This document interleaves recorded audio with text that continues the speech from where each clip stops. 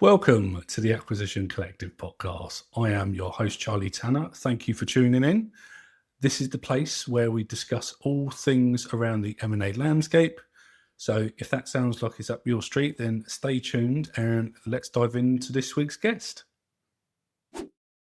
On this week's episode, we have John Dunaway from Dunaway Consulting currently. So I will get straight into it. John, thanks for coming. Thanks, Charlie. Appreciate that, mate. If you can tell the viewers and the listeners what Mr. Dunaway is all about. Okay, thanks, mate. Yeah, so I'm currently freelance management consultant, and I've been doing consulting on and off for probably about 12, 13 years now. Mm-hmm. And some of that is pure freelance, and some of that is kind of in situ MD, like transformation work. But since Christmas, I've gone out on my own and set up my limited company and all the other bits that go with That's it. That's good. I'm out networking and hustling and got a couple of clients on board doing some fractional work and really enjoying it.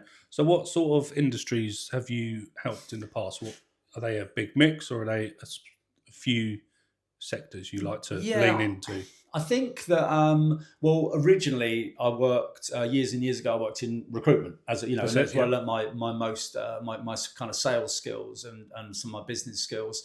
But when I was in that industry, I deliberately zigzagged into different areas. So I worked over in the States for a little bit doing cybersecurity. Nice. We had an apartment and an office in Aberdeen doing oil and gas. That's one client. Worked over in Paris in the energy sector as well. Yeah, so good. Tech, energy, construction. I've had quite a lot of exposure in construction. It's one of my favorite industries. Yeah, so a bit agnostic really, but also one of the reasons I do that is because I want to cross-pollinate ideas and approaches. Yeah, it's good approach. And then sometimes that will hold me back because they want an industry specialist, but I'm non-technical. So I'll go in and I'll say, look, I can bring ideas. This is how they do it in this industry, and this is how we solve that problem. So it was kind of like a deliberate pathway to kind of end up here today. Yeah, I think I sort of get questioned about that because obviously I'm going into the advisory world more and more in the last 2 years. And obviously my background's just solely construction firsthand. Obviously, I do lean into in other industrials. Yeah, but I do get like the B2B service-based businesses. They always go, "Oh yeah, but you've never been in this type of business, so you can't." It's like, okay, that's fine. So I get where you're coming from. Yeah. From that point of view. Yeah, it's interesting when people say that, but I think what I've learned on my journey is the principles of most businesses are the same. Yeah, I agree. Yeah. The reason businesses operate, and I think the operating model within a business, and most of that is dictated by the people who run it anyway. I'm not there to, if in construction, my goal isn't to teach them how to build a house. They're good at that already. It's how to improve their business and maybe work towards an exit. But the only differentiator I've found, and you've probably seen this yourself, is the exit prices in terms of multiples per industry. There's some huge gaps. I think that's one thing where obviously I'll always say when advising sell-side clients is you'll get what the current market is willing to pay for your business, first and foremost. Yeah. Obviously, what the whole multiple applied to each industry is a rule of thumb. Yeah. So don't take that as gospel. Yeah. I know in reality, like in construction, because of risk and other things, it tends to be between anywhere from a 2 to 3.5 multiple. That's your average, right? And I was talking to my mentee the other day, and he's looking to buy. I think he put an indicative offer out on a construction business, and it come back and said, no, they were wanting 4 to 5x multiple. And I'm thinking, it's owner operated for a start. It's not got no middle management in, not a lot. Yes, it's turnover 4.5 million. It's a good business, right? Yeah. And it's got potential, but in its current state, it doesn't warrant that. Yeah, absolutely. Yeah. But that's a whole different. That's because it's probably an on-market listing through a large broker that everyone knows in this country. So that's probably the reason behind that argument. But that's not uncommon. That same conversation. And you're absolutely right. From sell side, sometimes that can be a bit of a contentious issue, especially for me, who's getting a business market ready, because someone's built their business and they either have a fantastic product or service and they've built it up in a big workforce and a brand and they go, I'm going to sell it for X amount. And I always say to them, how do you arrive at that valuation? Yeah. And if I take it from, if I pivot myself for a minute with that customer and take it from the buy side and I go, what am I actually buying? And a lot of people can't explain that.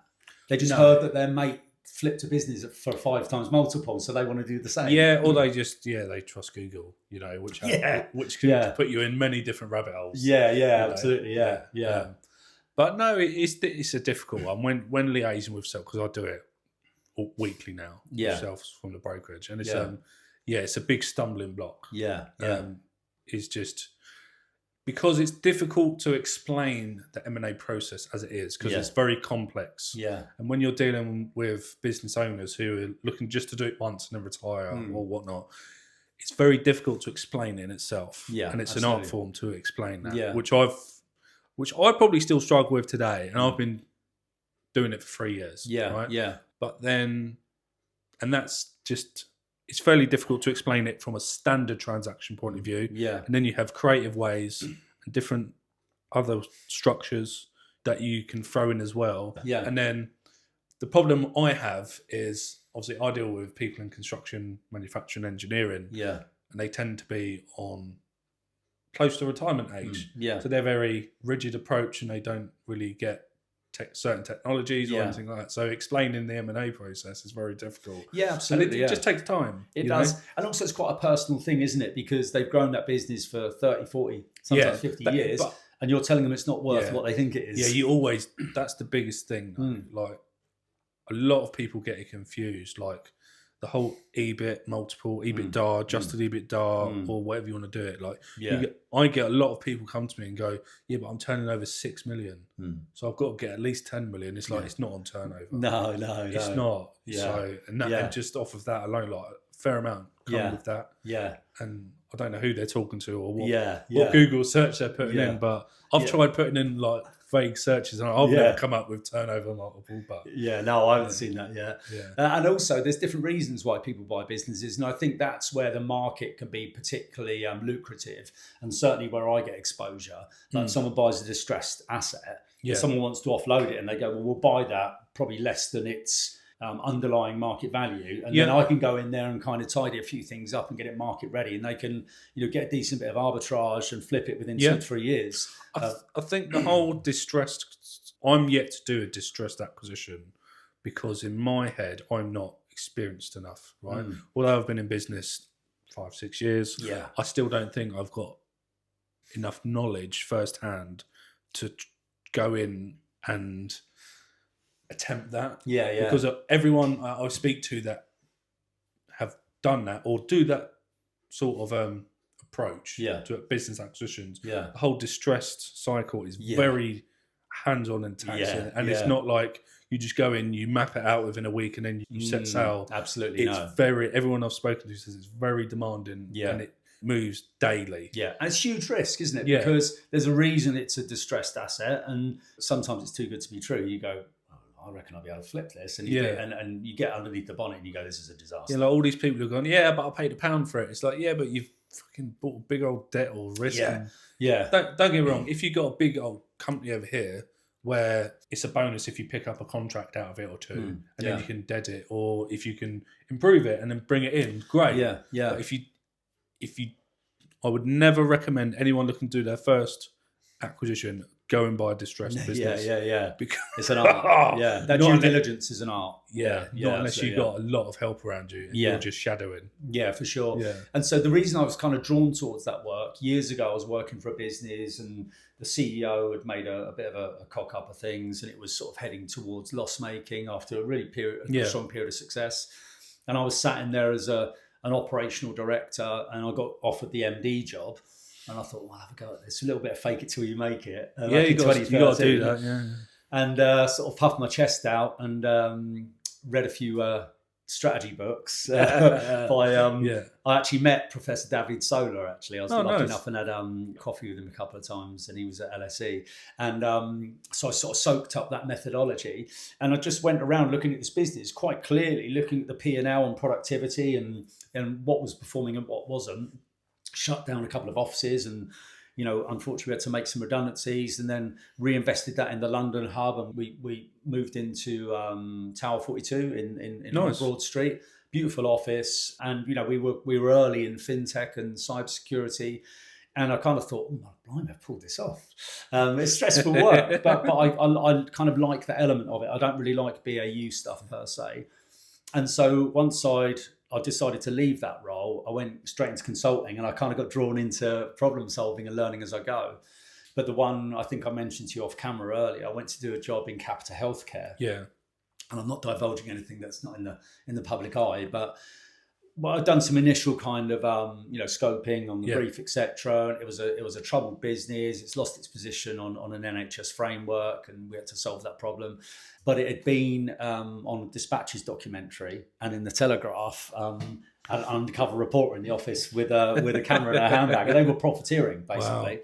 And that's a terrible, in the public eye, Capita, a big government brand. That's never coming back from that. No. So what we had to do was acquire two smaller brands and integrate them because they had access to NHS frameworks. So we consolidated it and debranded it, and then went to market.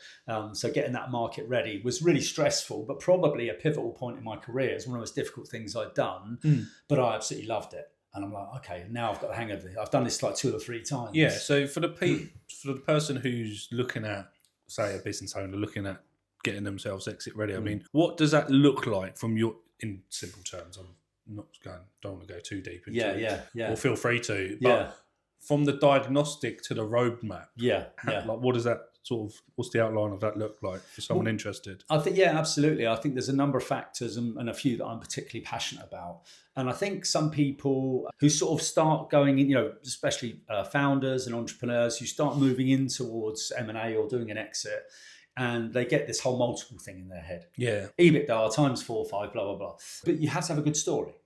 And ultimately, it's like you said earlier, a business will only sell for what someone's willing to pay for. Yeah. So, there's economic and market influences. There's the story of the business, the journey, as well as the multiple. But also it's what the owner, if it's agreed in the market, actually wants for the business and what they want to get out of it. Yeah. So when I'm getting a business market ready, one of the things I'm particularly passionate about is removing founder dependency. Yeah, you have to. Yeah.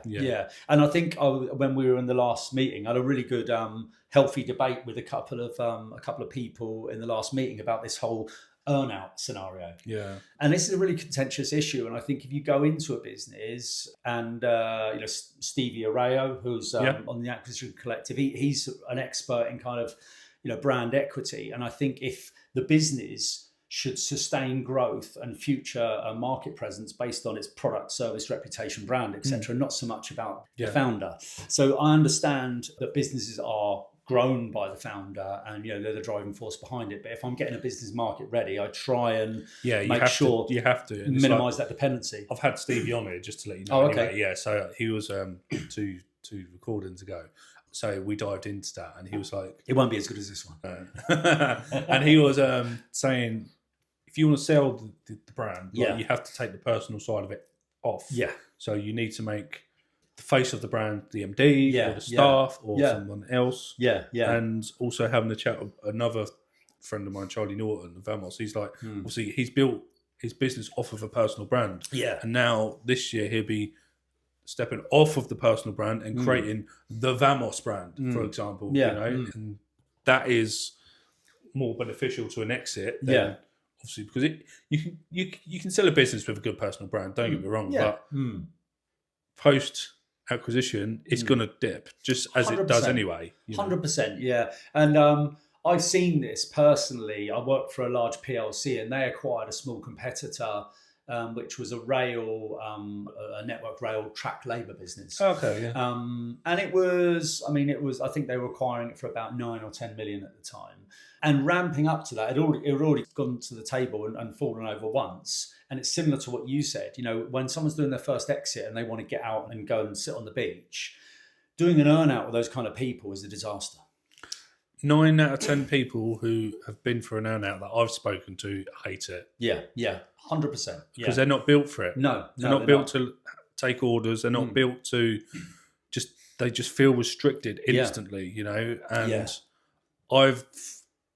and a lot of them say it wasn't worth it. I wish I had just taken a smaller sum and stepped off after 6 months of work of handover. Because there's a difference between a handover and an earnout. Because when you get an earnout dictated by terms and market and future profits, that's when you just get squeezed even more, and it's just Yeah, it's just horrible. And I think because I've seen that, I've seen that happen so many times, and I can see it coming. Back to your original question, that's why if I'm working with a customer, getting a business market ready, I help them to reduce the dependency. Yeah, make sure they've got succession planning. I think that's key, and make sure that the business itself can remain sustainable and grow without their presence.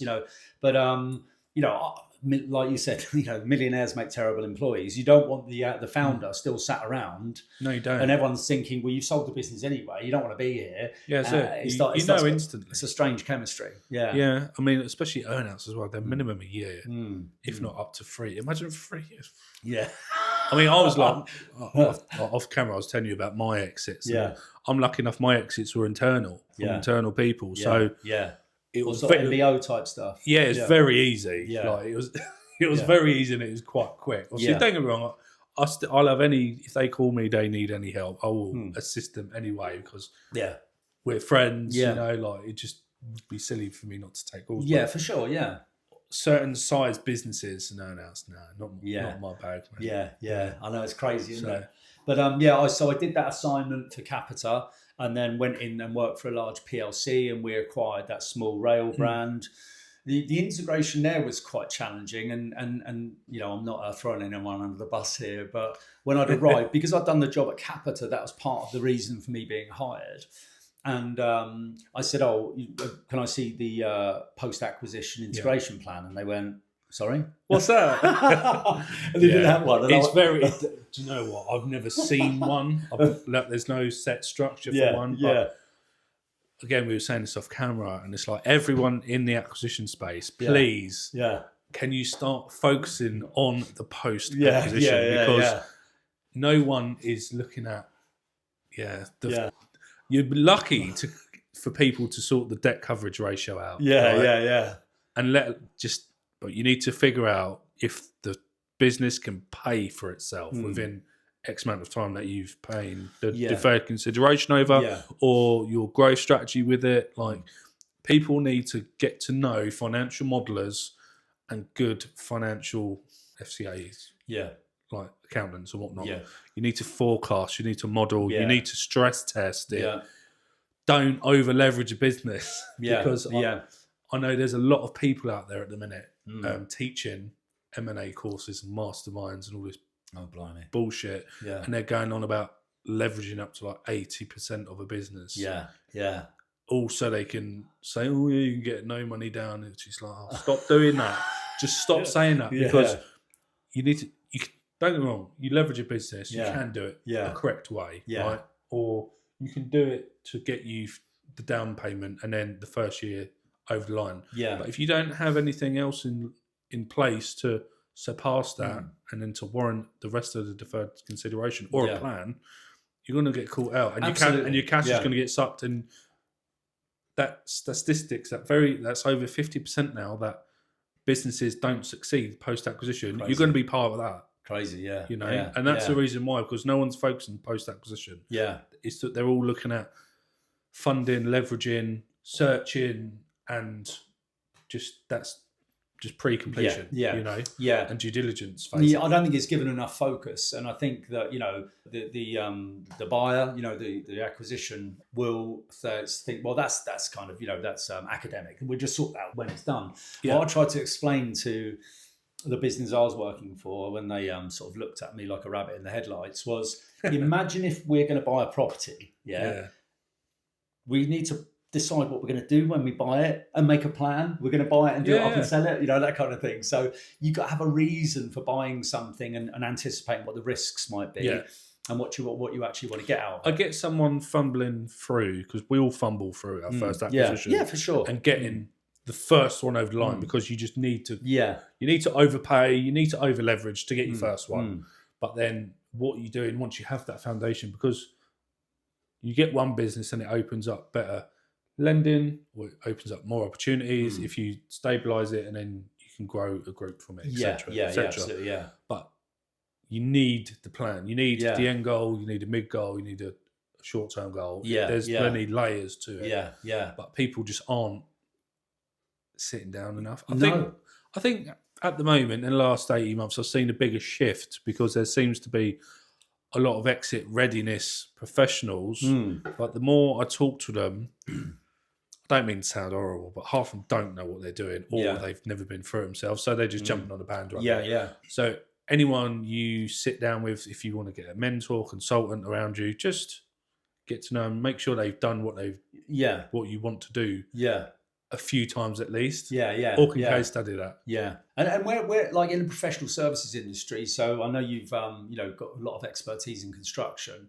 So if you look at some of the large consultancies like Jacobs, so they acquired, or vice versa. I think Jacobs acquired a company called CH2M Hill. And what they failed to recognise when they reached integration is there was this bit of sort of rivalry between the businesses from a cultural perspective. People at CH2M Hill were like, "I never worked for Jacobs." But then they found themselves working for Jacobs. And when it's in professional services and you need people to be engaged behind the brand, delivering services and living and breathing the Jacobs brand, and then they're a company you don't want to work for. Overnight, you got 25% of people don't want to be there. Yeah, it's completely, So the expertise, because ultimately it's a business full of experts. It's dependent on human knowledge and expertise predominantly. And when you start losing them, you've got a problem. Yeah, that's why a couple of years back, I was looking at building consultancies. I thought, I'm going to acquire one, build a group around it, and then pair them with architects and build out this, then get engineer consultants and build it out. I'm thinking they're very person dependent. Yeah. So I just thought to myself, if I remove that person, all right, they might have good clients and whatnot. Yeah. Them clients might go because they might say, I'll acquire off Jeff. Yeah. They might only be there for Jeff. Yeah. You know what I mean? Yeah. And it's like, I know you're buying the brand, but it's important. It's important to understand that, isn't it? Because when it's in the services industry and it's relationship based, it's not just about a tangible product like it is an FMCG. Yeah. I think I read this week that Huel are being acquired. Yeah, I'll see that the other day. Yeah. For monster money, like I don't obviously because it's Huel, and that's complete opposite to what we're discussing there. I don't give a shit who owns Huel as long as it still tastes the same and does the same thing. They've got a brand and a product, haven't they? Yeah. And so no one cares about who the CEO is, who the founder is, or certainly the customers don't. No. So in that world, it's fine. But when you're talking about professional services and you've got the intimacy, it can really fall down after acquisition. Yeah. But that's how I get work. I did read a funny one this morning. I don't know how true this is. This is wild. This is bonkers. I think I just went on like Google Chrome. It comes up on the homepage. Yeah. And it was like P Diddy is going to acquire OnlyFans. I'm like thinking, one, he's in jail. Yeah. Two, because he's just I think the CEO's just passed away, or the owner's passed away as they have OnlyFans. Yeah. I'm thinking, I don't know about that. I think that might be some clickbait. That's got to be banter. Yeah. Jesus. If he's trying to disassociate himself with his past, he's not going about it the right way, is he? So what I'll do is I've been involved in all this sex scandal, so I think I might go and buy an amateur porn site. Yeah, pretty much. Yeah. Do you know? I think it was originally created for like artists to showcase just their music career, but obviously it's evolved into a sex platform. Yeah, I mean, that's the thing, isn't it? People will go where the demand is. They just convert, don't they? I think someone told me that Lamborghini used to start off as a tractor firm. Yeah, that's right. Yeah. And then people wanted fast cars. I think they still sell tractors now. Well, I don't know about if they still sell them to this day. There must be a few around here. I know that obviously just from watching Clarkson's Farm. Oh right, I found that he obviously had to buy a Lamborghini tractor, so he's got to be within 10 years old. But going back to the whole multiples and different reasons for buying a business. Sometimes it's a strategic acquisition for a larger a business. You want it in their portfolio. They want to maybe take a competitor out. They're willing to pay what the seller wants. Supposedly knowing that they're not just buying it for the value of the business and the potential arbitrage, but it fits part of their strategic portfolio. So obviously, some of your businesses that you've been involved in have been acquired by. Have any of them been acquired by private equity? I worked for a private equity firm who acquired a business, and it nosedived over. So what would you say from your experience there? Because obviously, I'm not private equity; I'm sub private equity, right? Yeah. As we've gone over. Yeah. So, what from your experience, what would you say the difference is between SME M&A to PE M&A? What would you say are the standout things, difference? Right. Okay. So I would say in like you said about doing an MBO in SME, it seems to be it seems to be a lot. Clearly, there's contracts and commercials and due diligence involved, but I think it seems to be a more collaborative, mutually beneficial transaction. Yeah. Whereas in PE, my experience certainly, and I worked doing some consultancy with PE firms in Mayfair and eating nice lunches in posh suits, but and it was very, very cold. And there's transactional. Oh yeah, but also like for instance, I worked for a company and. It was founder-led business, buying a business. 120 million, nice purchase price, and it was being distributed through various shareholders. But on deal day, they said we won't sign unless you reduce the price by 9%. Oh, That's deal day, and I'm sat there going, "What's going on?" So they had their lawyers in the room, and that's a case of, well, we won't sign, and they built an incredible case, but. In the SME world, it's more of a handshake. It's a business transaction, like you said. You did an MBO on your last business, and you're still around. Yeah. Whereas in private equity, it's pure transaction. It's pure arbitrage. It's get it for the best price, squeeze people out. And I don't have anything. Private equity is an incredible model, but it is also killing a lot of businesses. It's ruthless. Yeah, it is. And that's what my approach. That's why I don't deal with PE. I'm sub 20 million. So I see it as like just ruthless and just no etiquette. Yeah, for sure. And that's why you see a lot of people, they earn the good side of PE and then they just go solo. And that's why you're getting a lot of people learning PE for like 2 to 5 years or 2 to 5, 8 years. Yeah. And then they class it now as alternative PE, which is just like they're building groups with independent business and operators, search funders and things like that. Which is good. Yeah, absolutely, yeah. But I did notice there's quite a distinct culture, and I know there's some wonderful people who work in PE, and I've got some good friends that work in PE, but there's definitely an elitist approach to it. I think, especially in mid and large cap. The kind of deals and transactions that are going through are absolutely crazy. And typically, not just the founder-led stuff, but the assignment would be, I was working with some businesses in Hamburg, which is a great city for doing business on that front. You get the place where all the stag do's go, and then you get the place by the river, which is just so much capital floating about. But they will go into a business, thanks very much, and they'll go, sack the CEO, sack the CFO, put our own people in, FP&A, put some KPIs in and drive it. Overnight. Yeah, and literally, just ruthless. Yeah, See, I've taken a very aggressive, ruthless approach to one acquisition that I've made.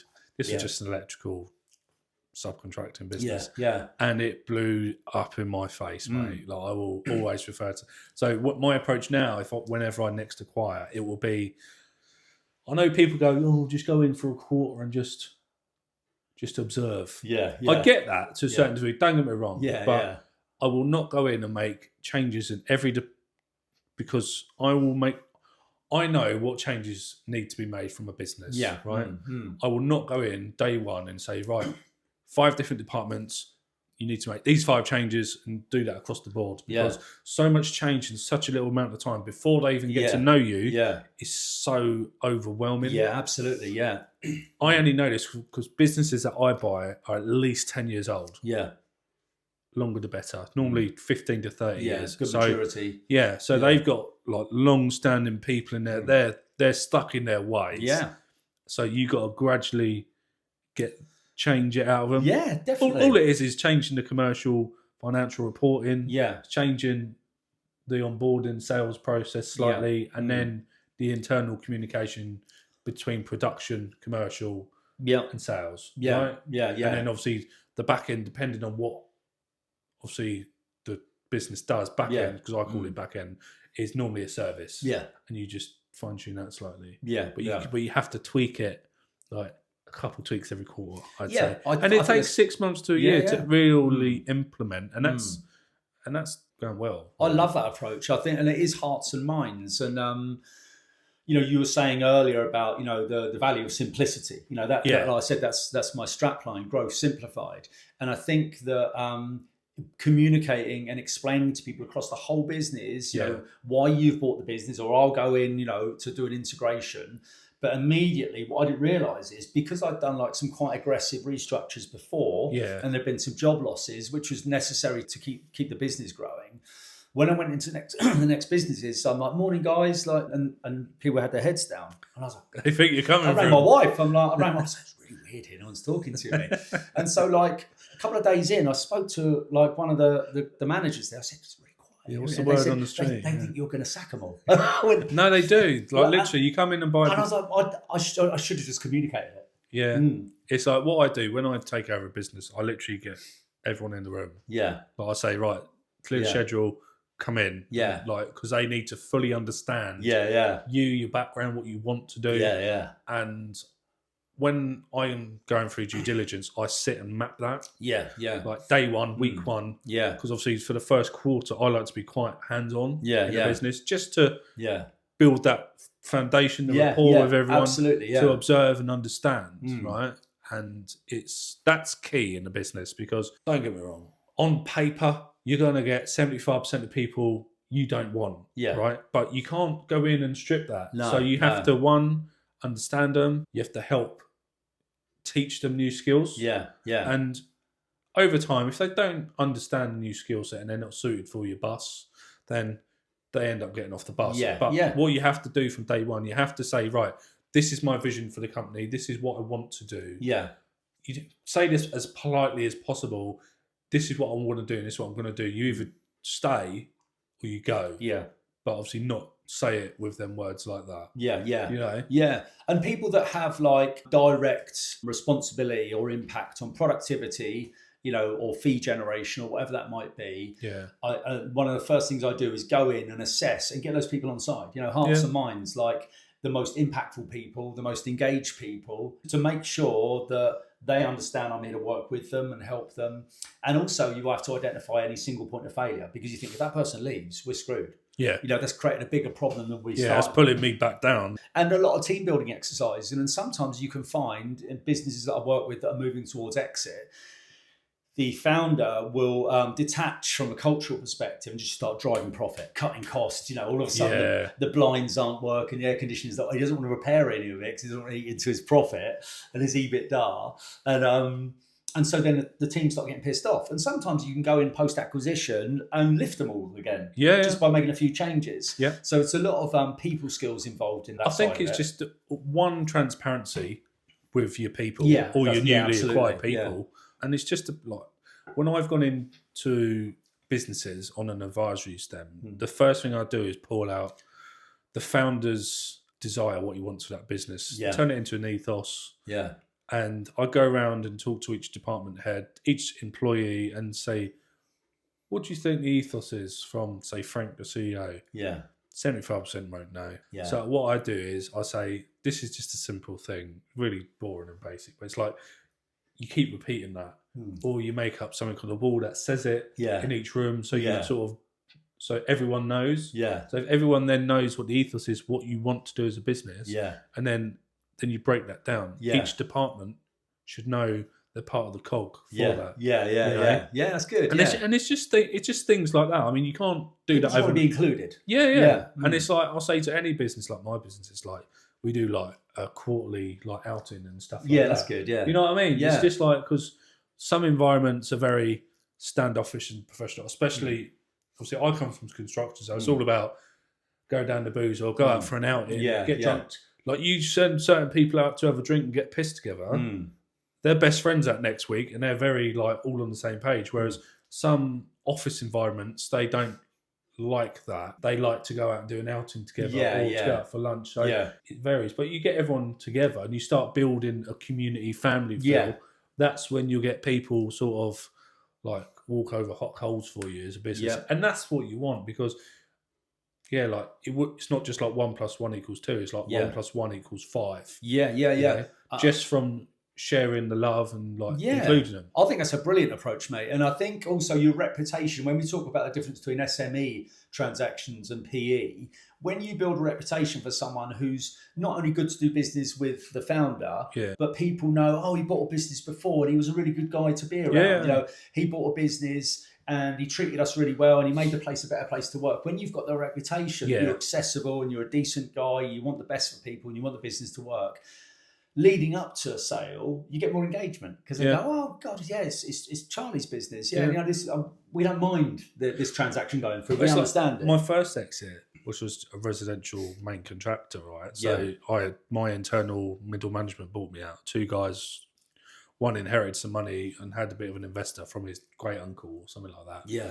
So it's like with them dudes, like they put me an offer, didn't suit the business model. Yeah. I countered, but they'd known about the M&A journey that I'd been on because I talked to them like human beings. Yeah, 3 years before. Yeah. Like they know how I got the business. They know where I wanted to take the business. They know what I was doing when I was acquiring other businesses at the same time. Yeah. And it's like, I'll say to anyone in any of my businesses, if you want advice to acquire or to go into property, because obviously I'd come from property before. If you want any advice, just pick up the phone or come and see me, you know? Yeah. And if you want to step off from this business and go and do your own thing, you can do that. Yeah. I'll even help you do that. Yeah, amazing, Like I've had like many people in my businesses who have had struggles with like debts or substance abuse and things like that. Like I've paid people's debts for like their addictions. Yeah. Right? I've done it one case where I didn't even get it back, they went AWOL. But it's like, what can I do for you to make my business better? And like things like that go a long way. Like if you help people, like not necessarily, I won't do it and then say to everyone, "Oh look, I helped Frank with his debt bill." I won't do that. You know, extreme examples. But if he wants to go and tell everyone, that he's a fucking nice human being, he helped me. Like, that can do you favours as well. Absolutely, yeah. You know? There's enough anxiety around in businesses anyway, and people got stuff going on in their personal lives. So, you know, you don't want to make it any harder for people at work, you know. So this is what I do in my businesses. I pay more attention to my middle management and my production staff more than I do the CEOs. Because I see the CEOs. Hopefully they're not watching. They probably are. They're just the reporting mechanism. Right? They're the middleman, right? But the real people who operate my businesses is middle management, like contracts managers, production people, and then like commercial, finance, and then your office managers.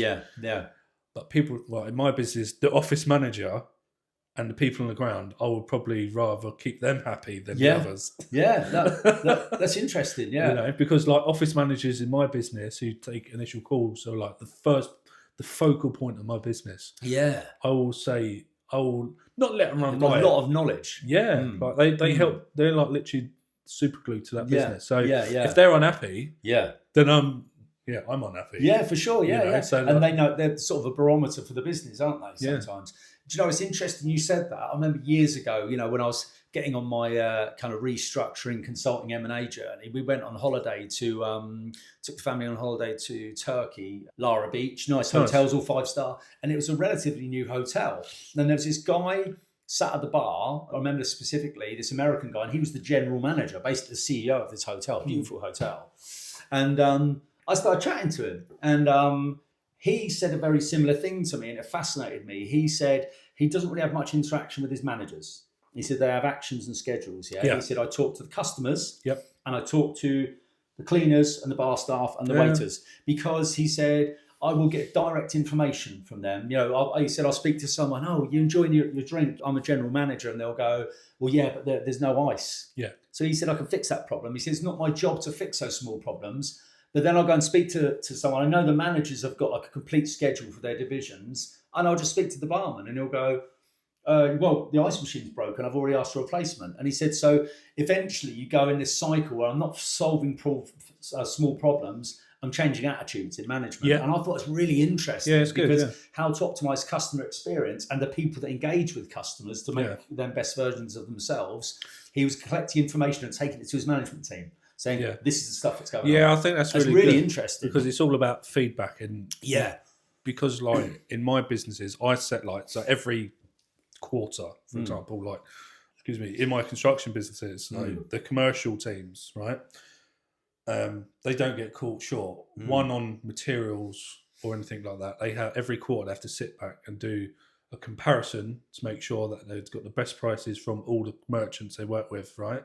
And things like that. And then same with subcontractors on the portals, you know, so and they're reviewed and they're scored against, and then the ones that we're not using, are they still interested in working with us, etc. So it's all about just like putting reviewing yourself. Yeah. If you're not reviewing yourself and looking to improve, Yeah. then you'll never improve. Yeah. you know? Absolutely. But you got to keep a structure in place to do that as well. Yeah. That's the one thing a lot of people don't do. They don't create their own portals, their own systems for reviewing themselves. Yeah, absolutely. Yeah, You know? yeah. And you can get lost in that, can't you? Especially when people are working towards an exit and people looking to exit and retire. Yeah. They've got no checks and balances against their own behaviour and their own performance. I pull it into like the KPI because I break stuff down into like weekly, bi-weekly, monthly KPIs and then quarterly KPIs for other things like that. So like everything's sort of scheduled for the year or for the financial year going ahead. And people, you'll be surprised how that frees up everyone's time to go and do above and beyond things. Yeah. You know, or it's like I say to anyone, even like founders that I talk with, it's like if you don't schedule your time and your day correctly, you're just pissing your time up the wall because you're just wasting it. Yeah. You know, and if you schedule your own time better, you will become more efficient at your job. It will leave you more time to be a friend to everyone as well. Not that obviously you want to be everyone's so pal. There's that fine line between friend and boss. But then you'll be surprised. You'll be able to go to all them school things the wife wants you to go to because there's so many founders out there who just neglect family because they've just seen, oh yeah, but I'm in the office at 7. I'm working till 7 because they're just. But half their time is just not really doing that. No. It's almost like I'm just a badge of honour type. Yeah, thing. like I'm very rigid. Like I only work like for Sterling Valor, my business, my brokerage, Tuesday to Thursday. Yeah, and within that, I've got probably X amount of time frames within that scheduled within that day. Like Mondays, like with my businesses, and then Friday I have off. I know that when the kids are at school, I can do whatever I want. Hence I get to sit down with you, for example. But I know that come 2:45, I need to start getting ready because it's then playtime. You know what I mean? But it's like things for me are just scheduled. Good time management. It's like email, like looking at my emails. I've got 3 points a day that I look at emails and I set 20 minutes. Yeah, that's good discipline. One. Things like that. You know, and it's not until I started reading some books and then looking at stuff online and things, and it's like it can help you so much. Yeah, absolutely. Yeah, you're much more productive, much more impactful. I don't know if you've seen this yourself. I mean, we talk about construction. We've both had some track record in that, but I've found with quite a few like investors and funds, they tend not to gravitate towards construction, especially SMEs, because it's not particularly sexy. Apparently, it's too high risk. Yeah, well, and you know, God, you know, so many tech businesses. But what I've noticed recently is now where AI and tech is pivoting is the realization of data centers and infrastructure. You know, and you hear a lot now, even on Diary of a CEO, someone was saying the other day that electricians are going to be rock stars. Yeah, I see that clip you're referring to. So what it is, because this in digital age, it's coming in AI. So they're now realizing, AI can't disrupt plumbing business, sparky business, carpenters. It can't really disrupt that. Yeah. It can improve the financial reporting, the commercial aspect, bit of scheduling, and maybe the estimating side of it, if you want to trust it. Yeah. I've tried it, I wouldn't. Yeah. There's certain softwares you can use as well. Okay, but double check it. Yeah. But you can't teach a man a skill with his screwdriver with AI and replace him. So that's why now, for the last 2 years, everyone's been on this whole HVAC thing. So that's very in demand. Yeah. No one really understands what HVAC is because there's 2 different types. Yeah. You know, there's like ventilation HVAC and then there's HVAC industrial machines. Yeah. That just suck the ground up to make you get an excavation safely without having to blow yourself up potentially. Right. Yeah. So, but they're becoming very more popular. Yeah, absolutely. You know? Yeah. And rightly so. Main contractors are very difficult to buy. Yeah. Because I had one because I thought it was the be all and end all. I would never buy another one today. A main contractor, that is. Simply because you know this as well. The business model and the cash flow cycles are very poor and they're very high risk, and you always hear about them going under. Yeah. And that's large multinationals. Absolutely, yeah. And their margins are terrible, right? So subcontracting businesses, niche construction businesses, Yeah. I buy all day long, right? And I build groups about it. Yeah. Not allowed to at the minute, Yeah. but I will come back to that. Well, there's a lot of roll-up going on in private equity with they're picking up sort of small to medium size M&E subcontractors. Yeah, everyone loves M&E at the minute, and I don't see the fascination, but it's very popular. Well, I think maybe it's because of the infrastructure required for the increase in technology. You know, it's the kind of dirty, kind of mechanical, physical end of tech. You know, so previously, you know, like we were saying, people want to buy sexy tech AI businesses without really knowing where that industry is going. And then there's been a realization there's going to be a huge demand on the infrastructure, the physical infrastructure. So maybe that's where the trend is going. But even still, so there's a massive shortage of trained labour in this country, regardless. Huge, right? But no one's doing anything about training. Yeah, you know. Yeah. Oh, they can all start leaning into, what's the term again? One's gone blank. Well, apprenticeships. Yeah, apprenticeships. Yeah. But it's like they cost the person money to put on. Yeah. Which I think is a clever investment anyway for any firm. Yeah. But it takes time to mature someone and it's a risk. You're taking someone out of college and really to make them really fully competent, 5 years. Yeah. Not going to lie. It's in reality, all right, on paper, you might be done in two, 3. Yeah. But in real competent, you can earn that business money. Yeah. 5 years. Completely. And there's time involved in that. And some of them leave halfway through and some of them leave when they're qualified. It's such a huge risk for the employer. It's huge. I think that's that. I don't think that system, I think it's broken. I think it really needs a lot of review because ultimately there are people who want to do apprenticeships and a lot of companies are steering away from them purely for that reason. Yeah. They used to bring someone on, didn't they? Like a Sparky's mate or something. Yeah. So they put them through their job. I know that plumbing and Sparky apprenticeships, they have to pay a fair amount. Carpentry apprenticeships, it's pretty much a lot of it's 8% of it's funded. Really? Yeah. But it's not sexy anymore. But I don't know why they're not, because a simple carpenter or any of these trades, you can earn a basic salary of at least 50 grand. Yeah. And that's within, like, if you go straight out from school, 16, 21, a 21-year-old earning 50 grand. Crazy, isn't it? And that's not even going hard at it. That's just a salary role. Yeah. If you want to go and earn price work, you could earn easily 80 grand a year. Yeah. If not more. Crazy, isn't it? Yeah. You know? Yeah. And you're what's so bad? And they all go, yeah, I just want to go and do like coding or something like that. I remember because when I was an apprentice, I come through Taylor Wimpey ranks, right, in Aylesbury. Yeah. And I remember I went through it and then I got invited to do a talk at Aylesbury College on behalf of Taylor Wimpey to talk to this room full of, I think it was like year 10s, year 9s, something like that. They're looking to go on to the next, year 10s, 11s, they're looking to do next. I said, I'll do this. Yeah. I got in this room, mate. There was like 200 people in this room. Right. Yeah. I was like 21 years old, never spoken on stage. Yeah. I was like, myself. Yeah. And I was like, right, you're going first. Well, no, sorry, I wasn't meant to speak. There was supposed to be these other 2 apprentices who were going through it because I'd just finished. But they got nervous and bottled it. I had to do it at the last minute. But then after it, there was this coding guy. So I remember getting up on the stage speaking for like 15 minutes, right? And then barely any questions. Everyone there was just waiting for this coder dude. Yeah. And he had this fancy presentation. He's really good at it. I'm thinking, fair play. They all want to be coders now. Yeah. Although long term, they're doing more money coming into site management. Yeah, that's sure.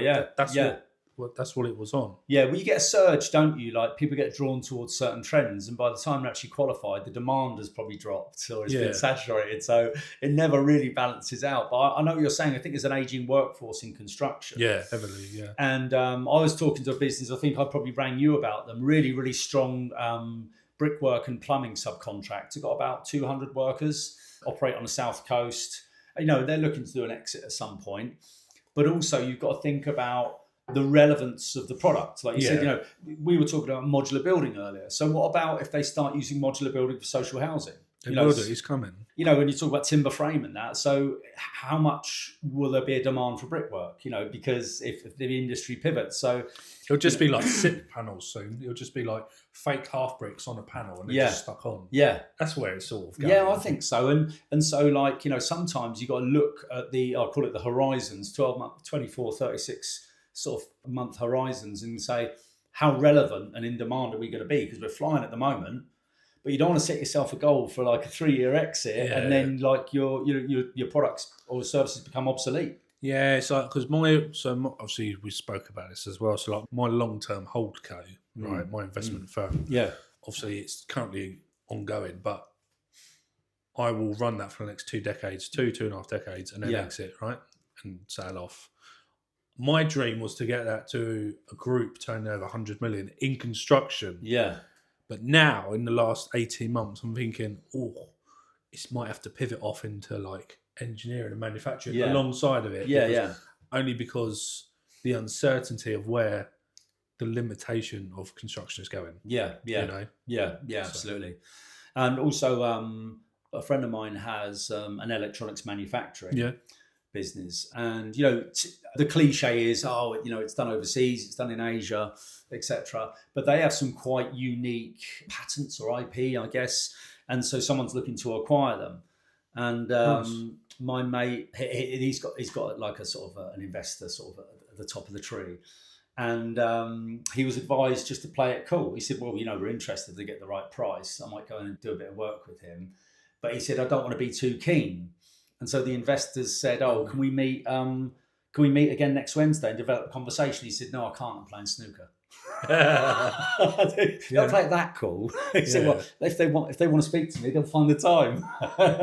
But I get that, you know. But it goes back to what we were saying about SME transactions, how important that relationship is. Yeah, getting everyone around a table and making sure it's working for both parties. Relationship in all business is key, and just putting people in the right room or just talking to people. Absolutely, But people underestimate the outcome of that.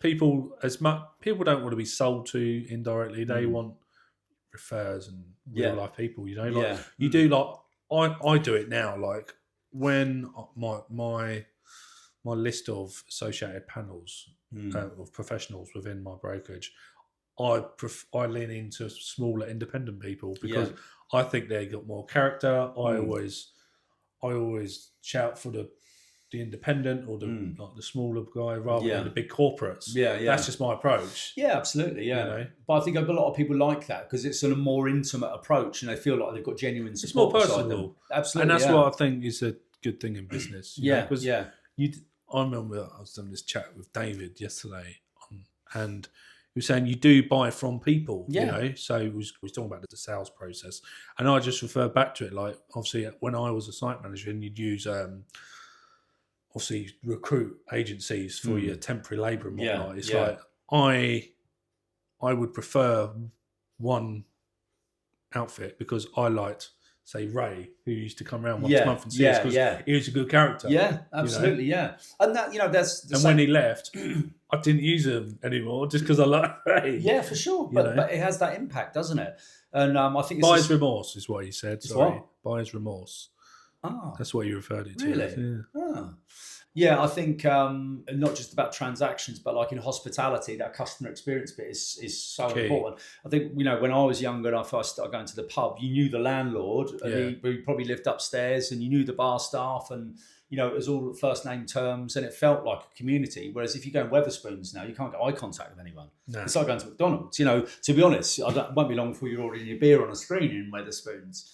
So I think that customer experience, that relationship is really important when we talk about, you know, M&A as well. Yeah, but that's why now making sure people are connected. Yeah, people that have people on the phones or have people fixing, in front of your face, they will do better now. Yeah. Like, see, everyone's, as much as we're in the digital age, everyone's a bit like anti-AI. Like, if I phone someone up and I can't talk to a person, I get very frustrated.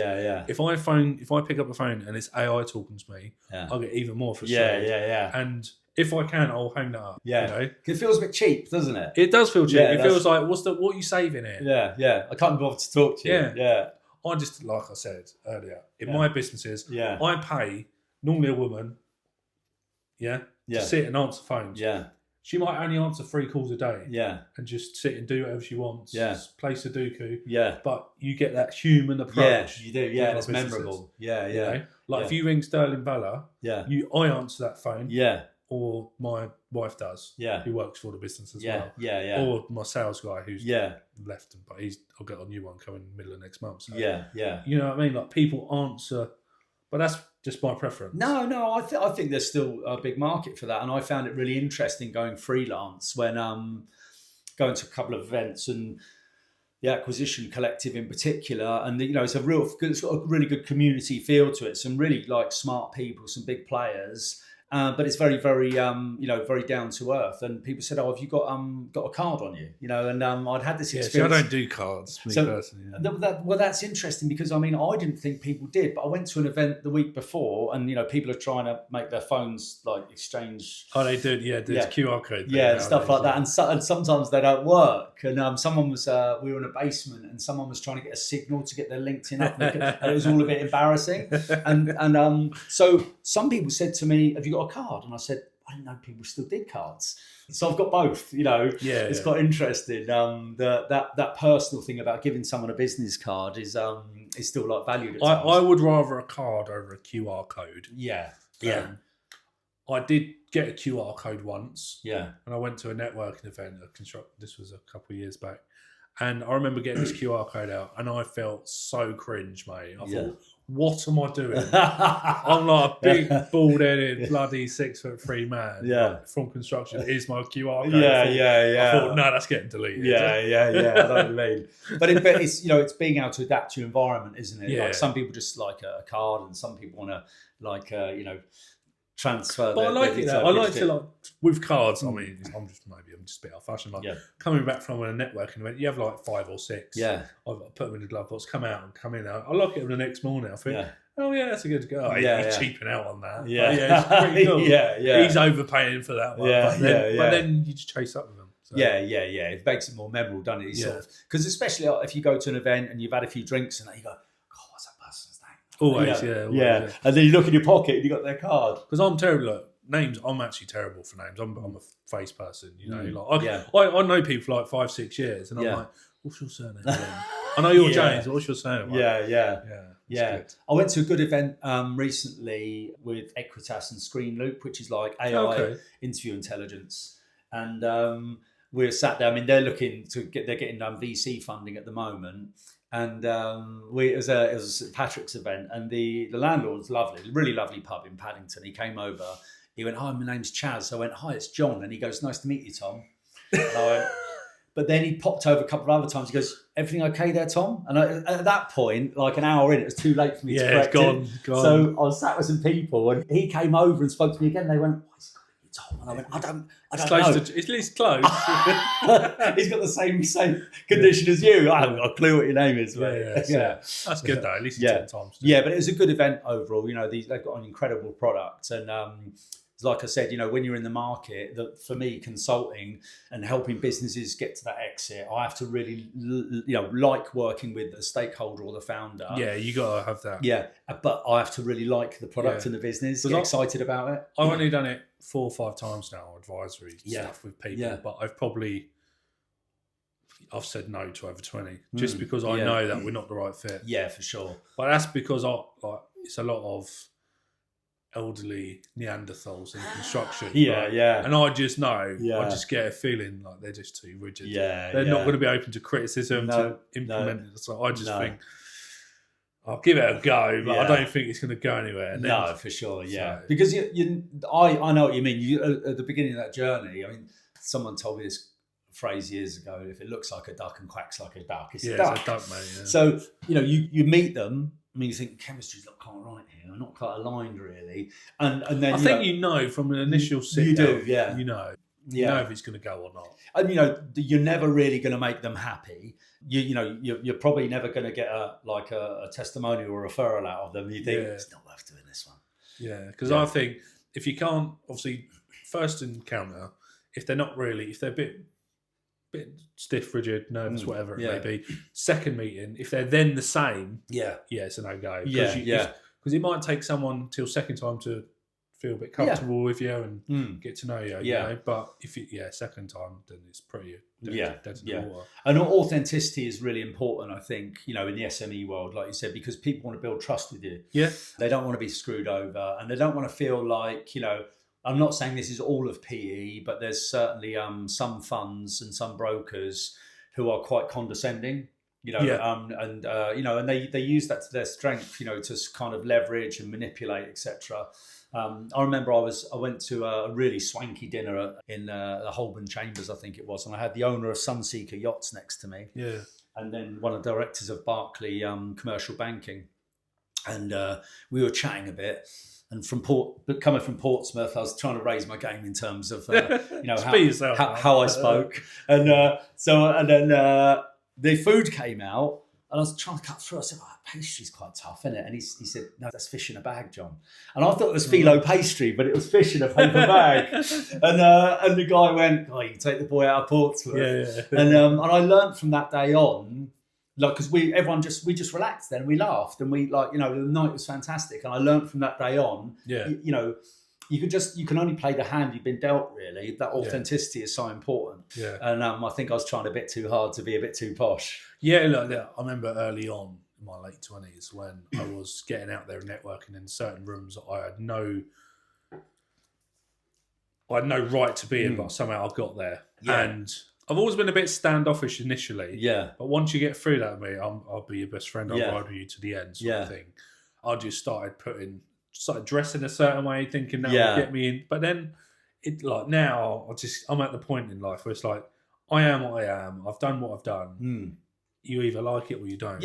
Absolutely, you know? Don't get me wrong, I'm not an arrogant arsehole by any means. But it's like, I won't pander to certain people. Be comfortable in your own skin. You know, everyone's got their flaws and their strengths, and I think that. Don't get me wrong, like, I know to put a shirt on.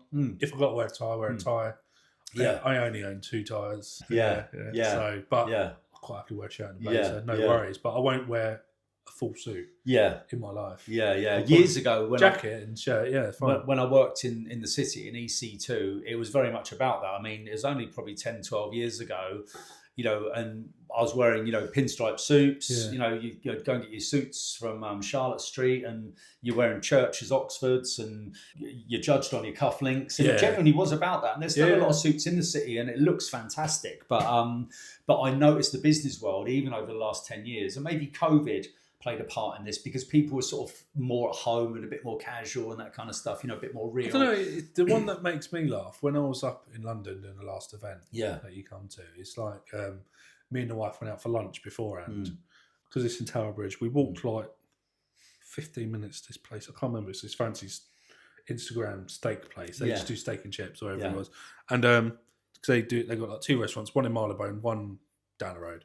Went there, and it was like, obviously, finance bro city. Right? And I'm thinking, they all look the same. But now they don't just wear nice suits. Like, they all wear these gilets. Yes. And it's like, what the... there was like a few of these dudes, and like, they had like the gilet underneath the suit. I was under the jacket. I was thinking, that's bizarre. I don't get that. Like, I remember when I first left school, I went and worked in a drawing office in Vauxhall, right, for this stone restoration company, right?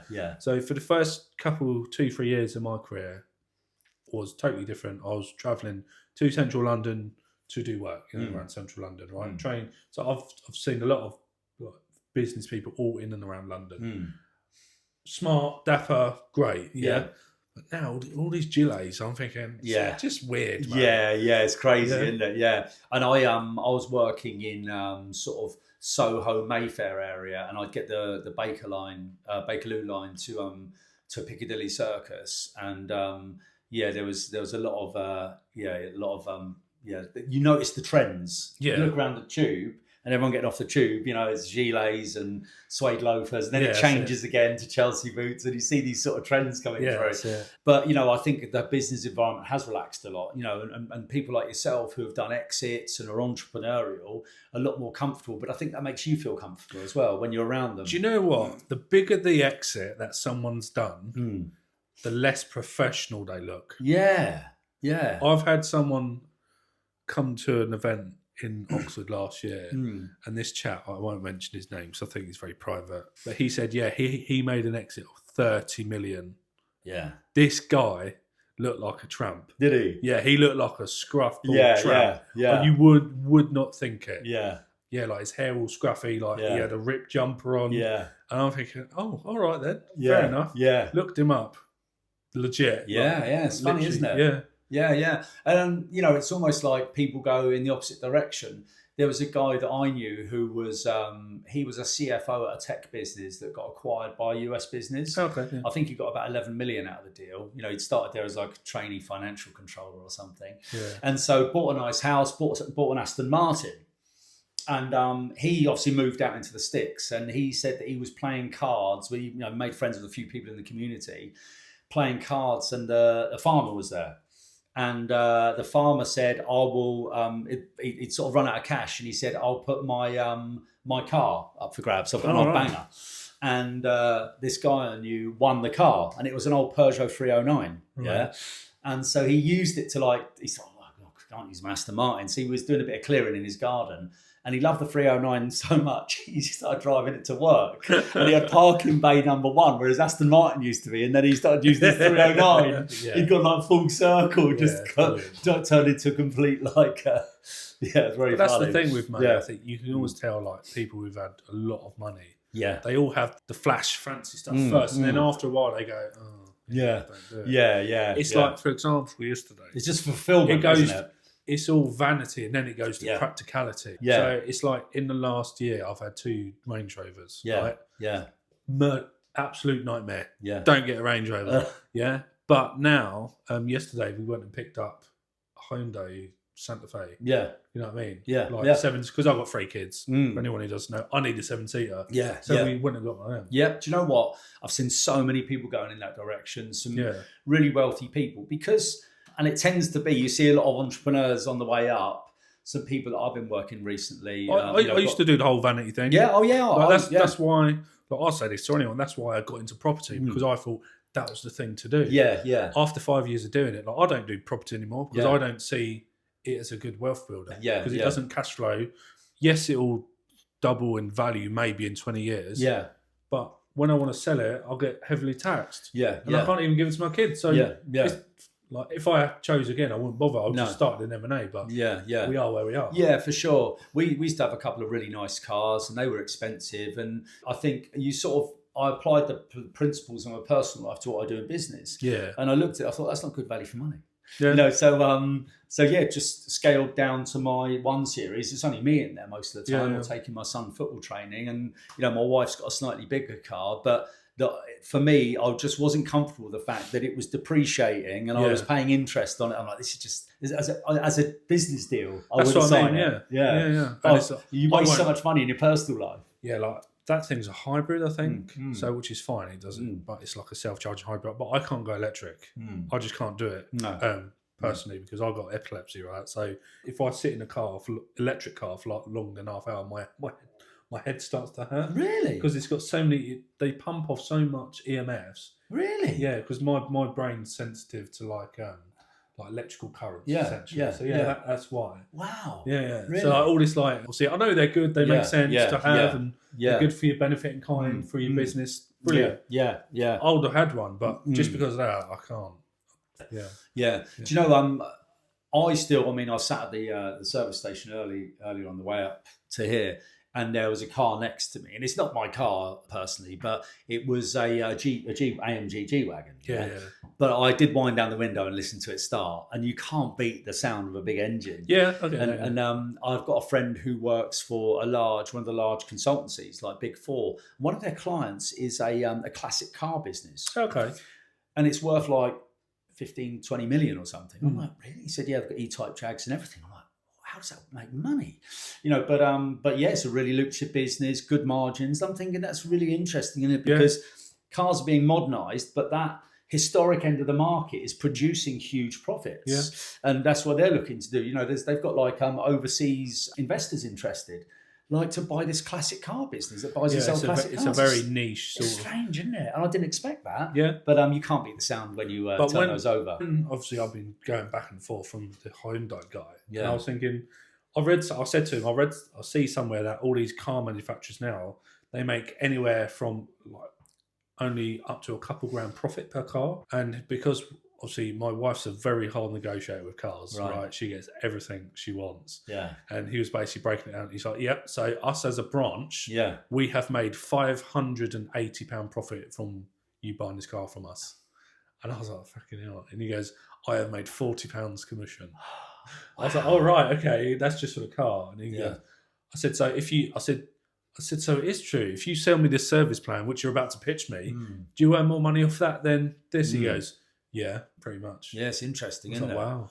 All the investment, all the capital goes into the actual car, but the profit comes out of the servicing. It's like my brother-in-law, right? He works for a plumbing wholesaler. And this baffled me a few years back. You're going, boiler, yeah?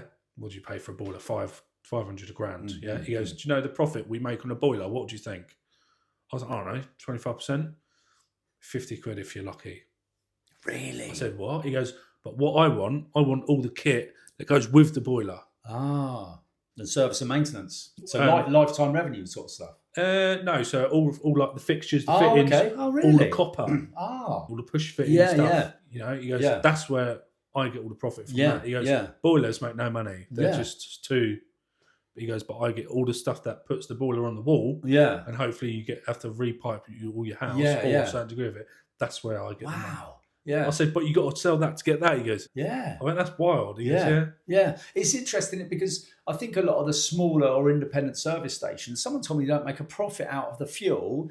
They only make money out of the shop. And I'm thinking, why do you have a huge service station just to sell newspapers and cigarettes? Yeah, it's wild. It's crazy, isn't it? They make less than £1 per litre or something like that. Not per litre, but, on per driver or something. Well, petrol, it's more than 50% is going to the government. Yeah, crazy, isn't it? Yeah. Yeah, and yet at the minute all the pumps are empty of diesel. Yeah. I'm lucky I've got a petrol now. Yeah. It's funny, isn't it? It's all panic buying. Yeah. So what's next for Dunaway Consulting then? What are you looking at doing over the next year? One of the reasons for doing this, my aim isn't to be locked into a sort of medium-term transformation. I do like the fractional work and the freelance and the interim work, but I'm being really selective about what I do. Primarily, the money is all kind of arbitrary, but I have to really like the stakeholder or the customer. Yeah. Because I already want to enjoy working with them. And part of that, it sounds a little bit sentimental, but this is where I get my my fulfillment, is when I see them like less stressed. You know, and they're a better person at home, better person around the business, more confident, happy. So I like having those relationships. So I often choose customers based on that. Yeah, nice. So the pipeline isn't frantic with that at the moment. I'm making life difficult for myself. But by the time we get to midsummer, I'll have a kind of cycle of the basic model that I'll go in to do with people is map out what do you want to do, where do you want to go, 3-year plan. Let's map out the first 12 months with a 3-year destination, and most of the work goes in the first month. And then it's maybe one day a month after that, just to make sure they're still on plan. Yeah, of course. And then we get towards transaction, it will ramp up again. So those are my favourite kind of assignments because there's a real conclusion to them. Yeah. And it really kind of defines the M&A piece. It's nice to go on that journey, isn't it? Yeah. But pre-acquisition, post-acquisition is the stuff I love most. And that's the stuff that I'm out to market. So what sort of industries do you want to work with? So there are certain industries that I would probably be lost in. I've been working recently helping a beauty brand, a high-end beauty brand, design consultancy. Yeah. And the aim was, how can I penetrate their customer base? But me going into like a high net worth wife per se, this is a common pattern, who wants her cream to be on the shelf in Selfridges, I have no idea how to do that. But there's some real fundamental industries, service industries I'm really good at. Professional services industries, where the knowledge-based human sort of fee generation stuff, and where I don't have to be too technical, but I know construction and infrastructure really well. Yeah, I understand engineering and fundamental technology. So it helps me to understand and be able to communicate on the same language. Yeah, so I'd probably just say engineering and technology, all the kind of STEM related stuff. Yeah. Yeah, but I do really like construction and infrastructure. I'm fascinated by some of the stuff that goes on in there, and there's some hilarious characters. That's one thing it's not shy of. It's the character. No, it's definitely exciting. Just like people go, oh yeah, if you work in construction, it's because you're not educated. Yeah, probably you have to learn in a different way. It's like me growing up. I wasn't academically. I haven't gone to university or anything like that. Don't get me wrong. I've got college education in AutoCAD, which isn't relevant to my life now. But I can't learn from a classroom environment like that. I have to be shown and do it. I'm a doer sort of thing. That's how I learn. And people in construction are often the same. Kinesthetic, or they're just criminals who can't work in offices. But resulting in that, the smart ones or the risk takers create the businesses. And then often 9 times out of 10, they're good characters. There's some brilliant entrepreneurs in construction, really ambitious, hardworking people. But I mean, the plan for my business in particular, by the end of my first 12 months, I want to have that consistent portfolio of business to the point where I probably need to start bringing in 1 or 2 associates. Yeah, nice. And then in 3 years' time, I'd like to be maybe up to 8 or 10 of us. Maybe some of them will be employees and, some working on a freelance basis so I can farm work out under my brand for ongoing clients and programs. We'll probably just start doing more project work on that basis. That's good. And then maybe take a step back. Nice. Yeah. It's good though. Yeah, come do something exciting like what you do. Yeah, do it. It's open to anyone.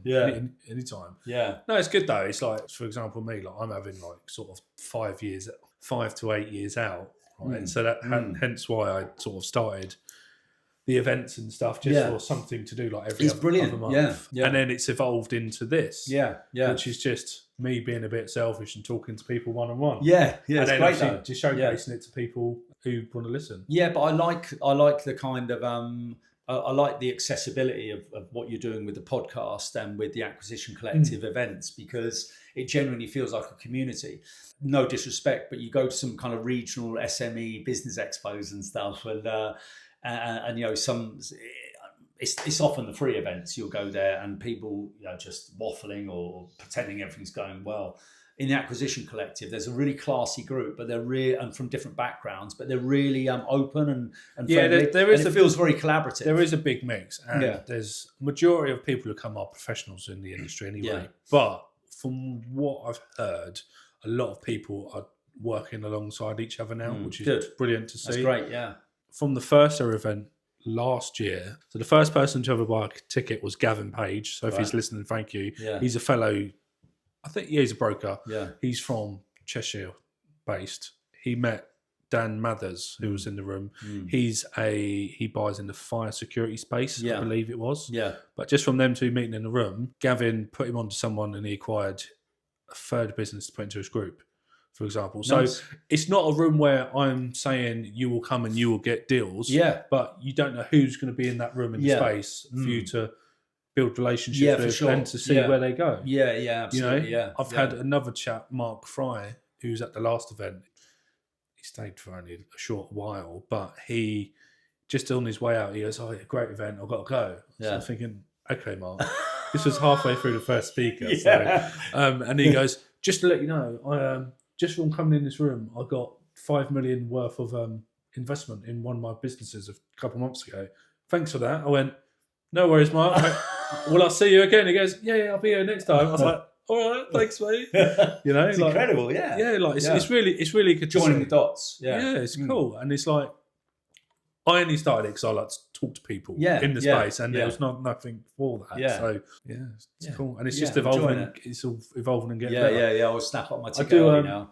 I do restrict the rooms to 50. Yeah, it makes just so it's not overwhelming. Yeah. Obviously, something like 10 to 15% of people don't come. So I might sell 50 tickets, but you probably get 35 people, and then it's me and my team, and then sponsors and their associate. So it's probably anywhere from 60 to 70. I would say in the room. I think it's brilliant, and the venue works well on that basis. Venue's good. Yeah, I'm glad I found the venue now. The Chamberlain. It's very good. Yeah, it's easy to get to. Yeah.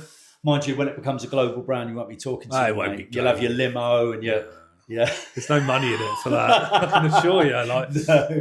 No. I think I'm only in the black bar like £200 now, and that's with sponsors. But that's because obviously it originated in Oxford, down the road from my house, because I was very selfish. But obviously extended it to London, Yeah, and that's yeah. the home. Yeah. Another good thing, I am collaborating with someone to take it to Manchester for a one-off event. I think in June or July. Okay. Yeah, we've penciled that in. Okay. I'm waiting for him to be finished because Ray Dolben of Mud Up, who sponsors it anyway, who I'm good friends with, good M&A lawyer who I use as well. He's very busy at the minute, completion month heavy. Yeah. So he's got 4 completions this week, bless Right. him, because we're in the last week of March recording this. So we need to secure the new date next week. Yeah. That's on our agenda to do. Yeah. Nice. So, and then we'll launch that as well. Yeah. Okay. And then also in June, I'm trialing the workshop. Oh, okay. The exit workshop. Nice. So, but it's not just me. It's a day event, an in-person day event. Yeah. So it's more of a trial to help craft if I want to go forward with that or not. Yeah. It won't just be me bleating at people for a day. Yeah. It'll be me plus a few associated professionals, specialists in their field. Yeah. Doing segments and breaking it down simply. Yeah. Yeah.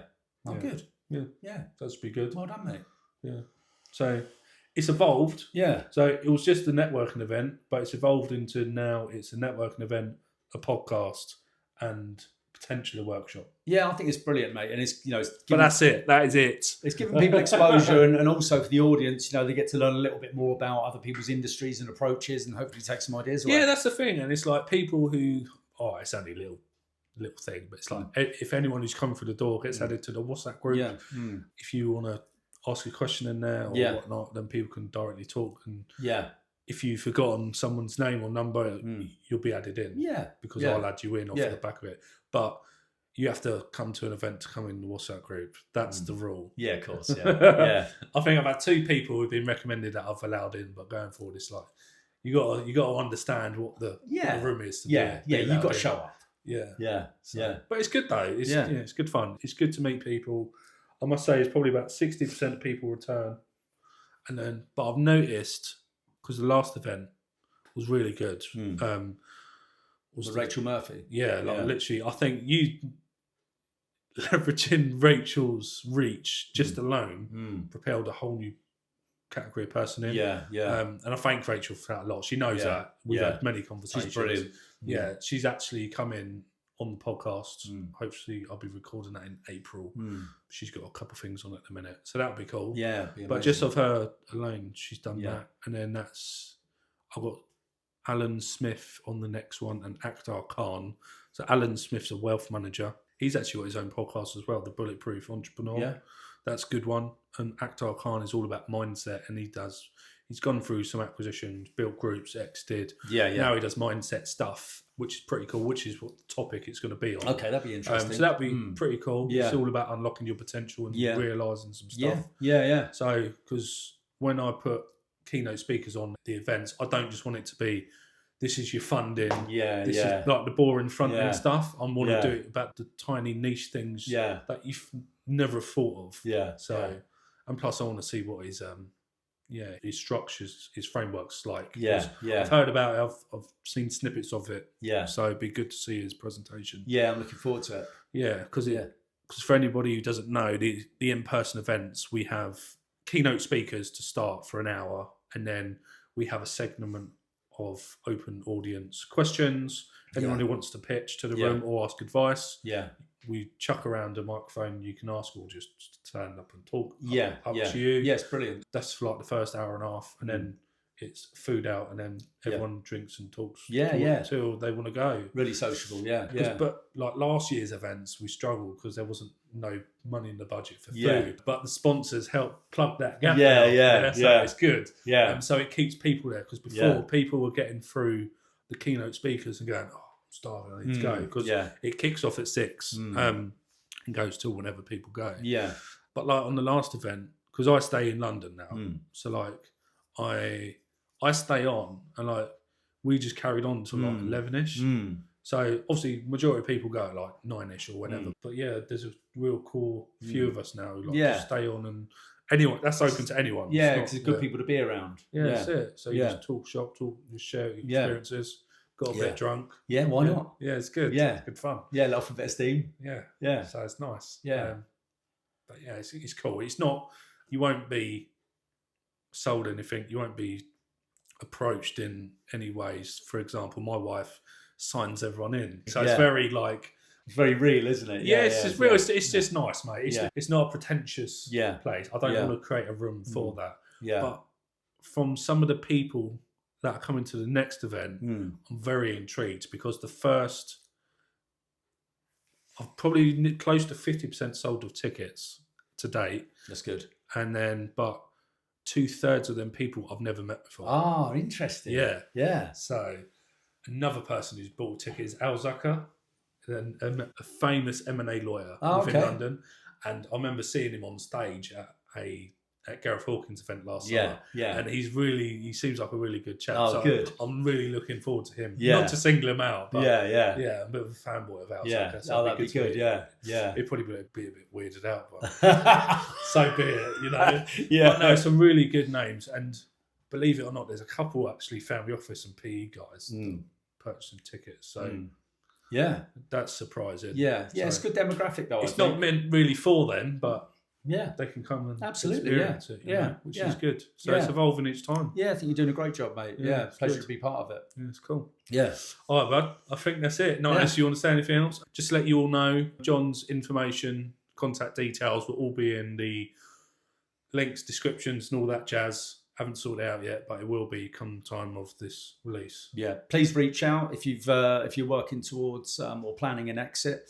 You want to get your business market ready, and also if you've got a business with a few problems, so just come in and have a chat. And John's very good at diagnosing. Not always billable. We just might be able to give you a few pointers to get things back on track. Cool. Thank you very much. Thanks a lot, mate. Cheers. Fantastic. Top Cheers. man. Thank you.